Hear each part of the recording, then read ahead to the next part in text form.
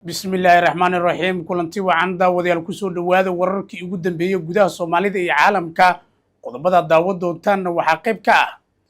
xisbiga kulmiye khilaafkii ka dhaxeeyay Maxamed Kaahin iyo madaxweyne Muuse Biixi Cabdi oo cirka isku sii shareeray iyo sidoo kale beelaha habar awal iyo habar jeclo oo waqti xadirkan u muuqda in ay si weyn isugu hayaan cidda gacanta ku haynaysa xisbiga kulmiye maxay odayaasha beesha habar jeclo ka yiraahdeen khilaafka u dhaxeeya madaxweyne Muuse Biixi Cabdi iyo sidoo kale gudoomiye Maxamed Kaahin waxaan kula wadaagi doonaa xogta rasmiga ah ee arrimahaasi ku saabsan iyo sidoo kale gudoomiye Maxamed Kaahin oo ah gudoomiyaha xisbiga kulmiye oo soo saaray warqad gebiyahanba xisbiga looga saarayo buuni oo ah afayeenka guud ee xisbiga kulmiye haddaba waqti xaadirkan khilaafka xisbiga kulmiye miyuu sababi karaa isku dhaca beelaha habar jeclo iyo sidoo kale beesha lagu magacaabo habar awal waxaan kula wadaagi doonaa wararkii ugu dambeeyay ee arrimahaasi ku saabsan iyo madaxweyne Muuse Biixi Cabdi oo doonaya gebiyahanba in xisbiga kulmiye uu gacanta ku sii hayo sidoo kalena beesha habar awal gebiyahanba xisbigaasi ay la wareegto waxaan kula wadaagi doonaa xogo iyo sidoo kale warbixino arrimahaasi ku saabsan qodobada kale ee xasaasiga ah daawadoontan waxaa qayb ka ah xaaladda deegaano ka tirsan dowlad goboleedka Jubbaland ayaa cakiran kadib markii dowladda federaalka Soomaaliya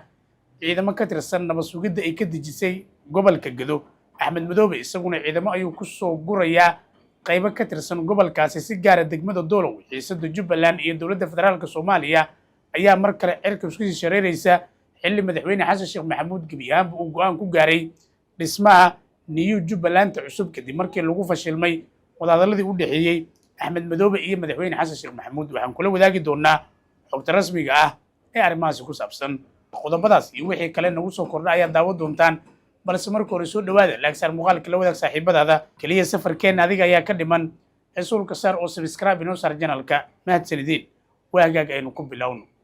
gudaha Somaliland si gaar ah xisbiga kulmiye waxaa ka taagan khilaaf xooggan oo u dhaxeeya saaxiibadii dhanka siyaasadda muddo soo maamulayay Somaliland waa madaxweyne Muuse Biixi Cabdi iyo sidoo kale gudoomiyaha xisbiga kulmiye Maxamed Kaahin raggan oo muddo saaxiibo ahaa ayaa hadda khilaaf xooggan uu soo kala dhex galay waxaana la sheegay in arrintan ay timid kadib markii madaxweyne Muuse Biixi Cabdi uu damaaciyay in gebiyahanba xisbiga qaab awood uu kula wareego beesha hawar awalna ay xisbigaasi gebiyahanba ay la wareegto laakiin Maxamed Kaahin ayaa arrintaasi dareemay waxa uuna qaaday tallaabooyin kala duwan saacadihii la soo dhaafay khilaafka ayaa cirka isku shareeray Maxamed Kaahinna waxa warbaahinta u sheegay in uu yahay gudoomiyaha xisbiga kulmiye isaga ayaa uuna sheegay in gebiyahanba xisbiga looga dambeeyo sidoo kalena uu maamulayo Muuse Biixi ayuu ku eedeeyay inuu wado kala qobqobka xisbiga haatan uu doonayo in gebiyahanba xisbiga uu burburiyo xisbiga kulmiye inta badan waxaa aasaasay beesha habar jeclo waqtigii madaxweyne Siilaanyo habar jeclo waxayna u aragtaa xisbigan inuu yahay mid waqti badan uu ka galay waxayna leeyihiin sinaba xisbigan dhinaceena lagama weydaarin karo waxaana hadda durba bilowday in odayaasha dhaqanka beelaha habar jeclo iyo sidoo kale beelaha habar awal ee Muuse Biixi iyo Kaahin ay kasoo kala jeedaan ay isku jawaabaan beesha habar jeclo odayaal u hadlay waxay sheegeen in xisbiga kulmiye uu yahay xisbi dhiig iyo dhacaanba ay u horeen sidoo kalena lagu ilaalinayo magacii iyo masabkii uu kaga tegay Allah u naxariistee madaxweyne Axmed Siilaanyo oo xisbigan aasaasay habar awalna ay ka baxday dhammaan heshiisyadii xisbiga kulmiye waxaana heshiisyadii ay dhigayeen in laba teeram midna ama teeram kasta oo doorasho la gala mid ay qaadato habar jeclo midna ay qaadato habar awal haddana waxay beesha habar jeclo leedahay waxaa la joogaa teeramkeena oo waxaa xisbiga gacanta ku haya beesha habar jeclo iyada ayaana gudoomiye ku ah Muuse Biixi iyo beesha habar awalna waxaa laga doonayaa in gebiyahanba ay faraha kala baxaan arrimaha xisbiga oo waqti xadirkan dhibaato ay ku wadaan sida ay leeyihiin odayaasha dhaqanka ee beesha habar jeclo oo qaarkood warbaahinta la hadlay sidoo kale beesha habar awal ayaa ay arrintaasi ka jawaabeen waxayna sheegeen in xisbiga laga leeyahay caasimadda Hargeysa beesha habar awalna siyaasiyiinta ugu badan ee xisbiga ay iyadu ka soo jeedaan sidaas daraadeed loo baahan yahay in beesha habar jeclo ay imaansato ururada ama xisbiga hadda ay la soo baxday ee ka iyo sidoo kale xisbiga wadani ee xisbul xaakimka oo hadda uu gudoomiye ka yahay xirsi halka xisbiga kaana uu gudoomiye ka yahay ninka lagu magacaabo Maxamuud Xaashi labaduba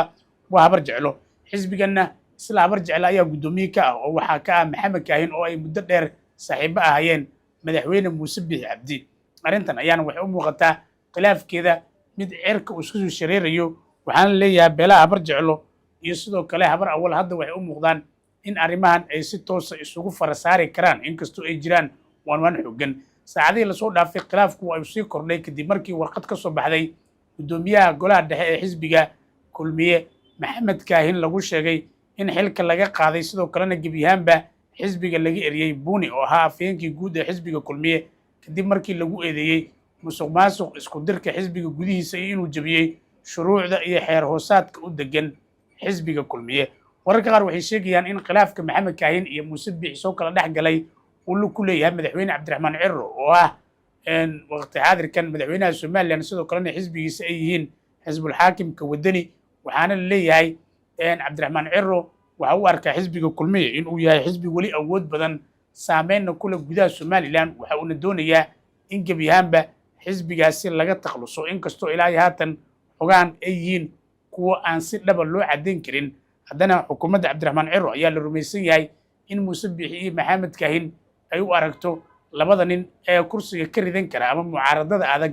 waqti xaadirkan kala hor imaan kara kahor inta aysan maxamed kaahin iyo madaxweyne muuse biixi cabdi arrimahan isku khilaafin si weyn waxay u dhaliilayeen xukuumadda madaxweyne cabdiraxmaan ciro iyagoo ku eedeynayey in ay geedigii la luntay sidoo kalena gacansaar ay la leedahay dowladda federaalka soomaaliya ayna soo xareeyeen dhalinyaro farmaajo iyo xasan sheekh taageeri jiray kuwaas uu qayb ka yahay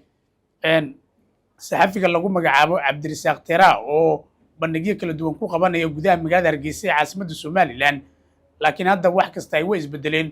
oo maxamed kaahin iyo sidoo kale madaxweyne muuse biixi labaduba waa isku dhaceen muuse biixi waxaa leeyahay haatan waxa uu doonayaa inuu qaado tallaabooyin kala duwan wararka qaar waxay sheegayaan in muuse biixi hadda uu bilaabay inuu aruursado ciidamo waxaana xitaa macquul ah in ay si toos isugu dhacaan beelaha habar jeclo iyo habar awal oo xisbiga kulmiye isla leh beesha habar jeclana waxay ku doodaysaa in teeramkii beesha habar awal uu soo dhammaaday haatanna xisbiga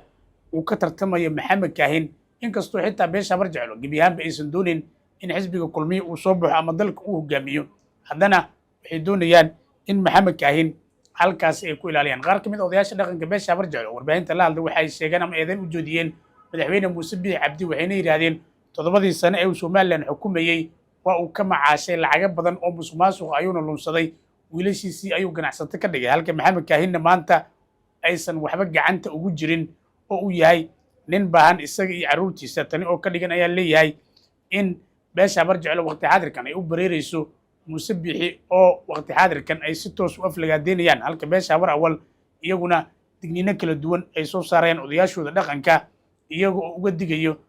beesha habar jeclo in waxyaabahan ay keeni karaan isku dhac labada beel ah sidoo kale hadda waxaa la leeyahay xisbiga kulmiye waxa uu cagta saari karaa waddadii burburka iyadoo la aaminsan yahay in arrintan ay si weyn kaga shaqaynayaan xukuumadda uu hogaamiyo madaxweyne cabdiraxmaan ciro oo xisbigan u arka in uu yahay kii talada ka ridan lahaa sidaas daraaddeed madaxweyne cabdiraxmaan ciro waxa uu doonayaa in gebi ahaanba uu meesha ka saaro xisbiga kulmiye maadaama uu arko xisbi dhibaato kaga imaan karta dhinaca iyo sidoo kale xukuumadda xisbul xaakimka ee wadani wixii wararay arrimahan ka soo kordha iyo khilaafka xisbiga kulmiye isla halkan ayaad ka daawan doontaa dhinaca kalena xiisadii ka taagneed gobolka Gedo ee u dhaxaysay dowladda federaalka Soomaaliya iyo dowlad goboleedka Jubbaland ayaa mar kale cirka isku shareertay kadib markii shalayto dowladda federaalka Soomaaliya si gaar ah hay'adda nabad sugidda iyo sirdoonka qaranka Soomaaliyeed degmooyinka Beled Xaawo iyo Dolow ay ka dejisay askar ka tirsan ciidanka neysa si gaar ah guutooyinka loo yaqaano Duufaan iyo sidoo kale ciidamada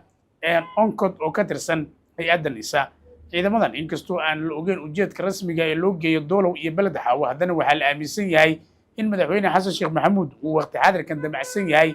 gudagelidda dhismaha maamulka New Jubbaland cusub kadib markii lagu guuldareystay dhammaanba wadahadaladii u dhaxeeyey madaxweyne xasan sheekh maxamuud iyo madaxweynaha dowlad goboleedka Jubbaland dowladda sultanka imaaraadka carabta iyo Kenya ayaa waqti badan waxay geliyeen sidii Axmed Madoobe iyo madaxweyne xasan sheekh maxamuud arrintooda loo dhameyn lahaa laakiin wadahadaladii waxay noqdeen kuwa aysan waxba ka soo naasacadaanin kadib markii Axmed Madoobe uu ku adkaystay qodobo fara badan oo ay qayb ka tahay in uusan ka laaban doonin doorashadii 2024 uu ku qabsaday magaalada Kismaayo